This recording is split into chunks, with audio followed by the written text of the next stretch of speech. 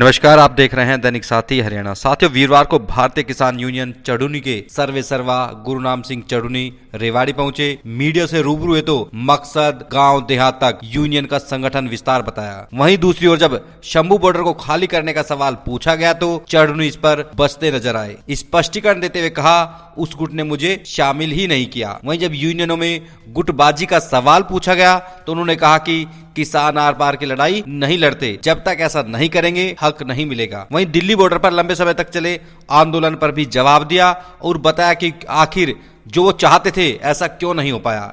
एक तरह से कहे तो चढ़ुनी रेवाड़ी पहुंचे तो तमाम सवालों का गोलमोल जवाब देते नजर आए। चढ़ुनी ने इस दौरान यूनियन की आगे की रणनीति पर भी खुलासा किया। वहीं ओलावृष्टि के बाद बीमा कंपनियों की मनमानी पर भी चढ़ुनी खुलकर बोले। आखिर किस तरह से इसका समाधान हो सकता है वह भी बताया। देखिए, आज हम रेवाड़ी के अंदर है और ये हमारे जो है वो प्रधान हैं समय सिंह जी। तो हर जिले में हम एक मीटिंग कर रहे हैं और संगठन विस्तार मुख्य मुद्दा है कि हमारा जो संगठन है उसकी जड़ें नीचे तक, ब्लॉक तक, गांव तक, बल्कि यहाँ तक के जो ब्लॉक में पंचायत मेंबर होते हैं वहाँ तक हमारे संगठन की जड़ें जो है जानी चाहिए। उसके लिए हम जो है हर जिले के अंदर एक मीटिंग कर रहे हैं और वहाँ पे जो हमारे कार्यकर्ता, जो हमारे पदाधिकारी हैं, उनकी ड्यूटियाँ लगा रहे हैं। और दूसरा, जो भी उस इलाके की समस्या होती है, उस इलाके के समस्या को जिला प्रशासन तक और कहीं कोई सरकार तक पहुँचाने की बात होती है तो उसको भी हम वहाँ से साथ के साथ पहुँचाते हैं। अगर बात कर ले आप पार्टी की पंजाब में तो किसान हितैषी की बात करती थी, लेकिन बीती रात अगर बात करें तो वहां से किसानों को खदेड़ दिया गया है। देखिए आज का जो मुद्दा है, आज के मुद्दे पे मैं ये कहूँगा कि जो सबसे पहले तो जो यहाँ की समस्या है उनके ऊपर हम चर्चा करें। तो यहाँ जो आज मीटिंग की गई है उसमें बीमा कंपनियों की बहुत सी शिकायत आई है कि वो सर्वे ठीक नहीं करते हैं और किसान को जो मुआवजा मिलना चाहिए उससे यहाँ का किसान वंचित रह जाता है। तो ये यहाँ की समस्या काफ़ी बड़ी है सामने है। वैसे तो ये पूरे देश की है, पूरे देश में ऐसी गड़बड़ियाँ करते हैं। और दूसरा, ये सरसों का इलाका है तो अभी मेरे को पता चला है कि सरसों की लैब ही नहीं है मंडी के अंदर। तो ये सभी मंडियों के अंदर सरसों की लैब होनी चाहिए और ये मार्केट कमेटी की होनी चाहिए। प्राइवेट जो लैब है, जो ऑयल मिल वाले हैं, उनकी लैब है, उस पे हमें क्या तो उसका क्या रिजल्ट वो देते हैं, क्या नहीं देते हैं। तो लैब तो होनी ही चाहिए सभी मंडियों के अंदर। और जो बीमा कंपनियां हैं वो कई साल तक बीमा नहीं देती हैं, उसकी भी जो है वो समस्या है, वो तुरंत 1 महीने के अंदर अंदर इसकी भरपाई करनी चाहिए। और दूसरा, जो यहाँ पे अभी हमने जो इनको कहा है उसमें भूमिहीन किसान, उसमें जो गांव के सभी लोग हैं, जो हमारी औरतें हैं, उन सभी को भी हम आगे के लिए संगठन में जोड़ेंगे।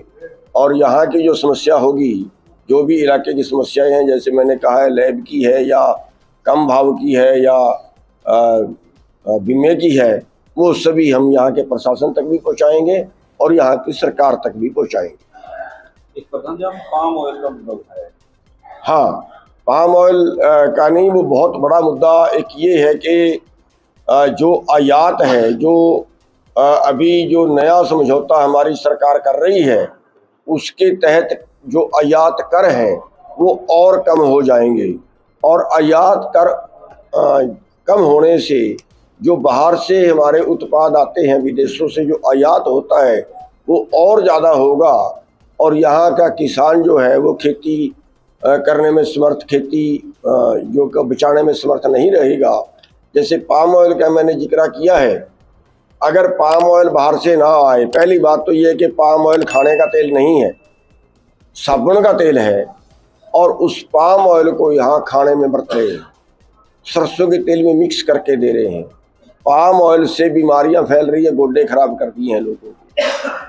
अगर पाम ऑयल खाने में बंद कर दिया जाए और तो यहाँ की सरसों जो है वो ऑटोमेटिकली 7,000 से ऊपर जाएगी। हम MSP के लिए लड़ रहे हैं जो 5,950 रुपये है, लेकिन अगर पाम ऑयल बाहर से आना बंद हो जाए तो यही सरसों हमारी 7,000 क्रॉस हमें इसका मिलेगा।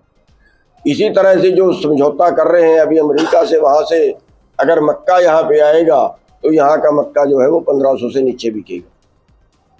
कोई भी चीज़ अगर वहाँ से आएगी, कपास वहाँ से आएगी, यहाँ कपास का किसान मरेगा, यहाँ मक्के का किसान जाएगा, यहाँ सरसों का किसान जाएगा, गेहूं का किसान जाएगा।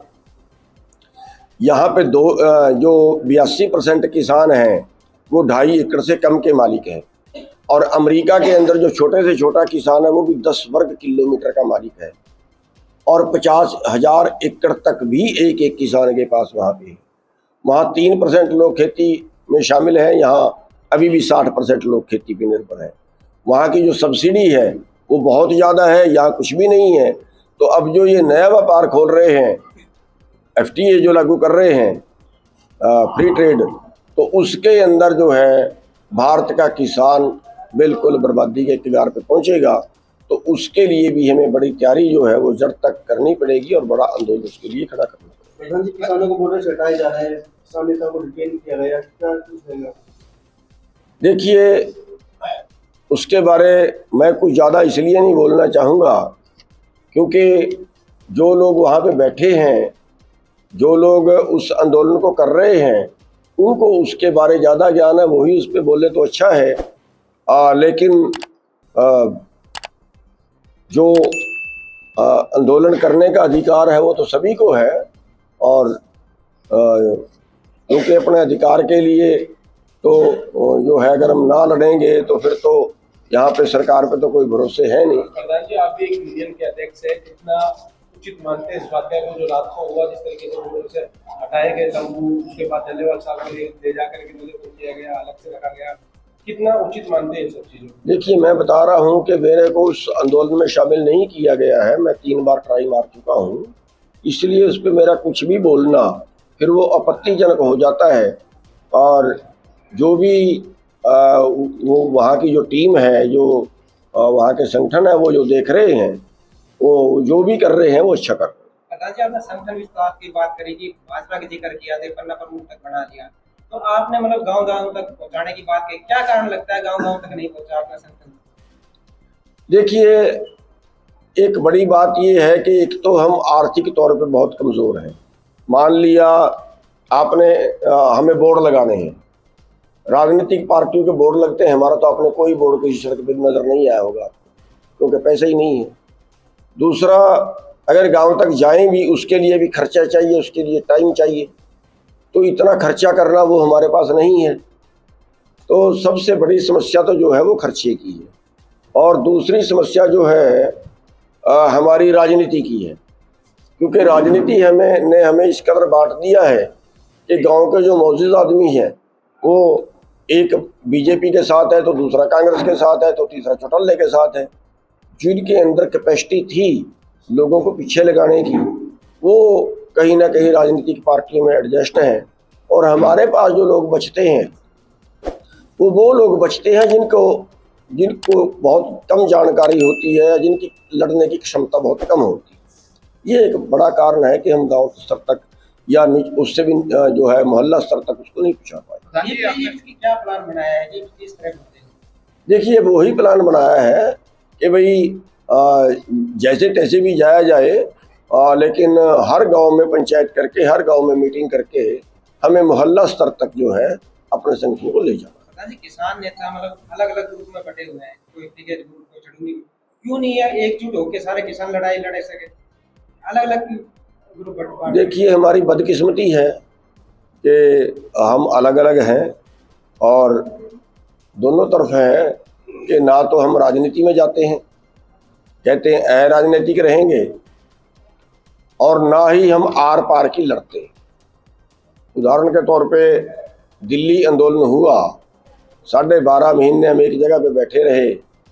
अगर 12.5 महीने एक जगह पे ना बैठ के हम 15 दिन बाद, 10 दिन बाद संसद पे कूच करते, सरकार या तो हमें मार देती है, हमारी बात मानती। करो या मरो, इस आंदोलन की जरूरत पड़ेगी, कभी कर लें, या तो आंदोलन करना पड़ेगा तो ऐसा करना पड़ेगा, और वरना तो फिर जो है वो बर्बादी हमारे सामने। ये ओलावृष्टि हुई थी, काफी नुकसान हुआ है खेती का, तो मतलब मुआवजे को लेकर किसान क्या कर रहे हैं? देखिए उसके लिए हमने सरकार से लेटर भी लिखा था। हम सरकार से जो है वो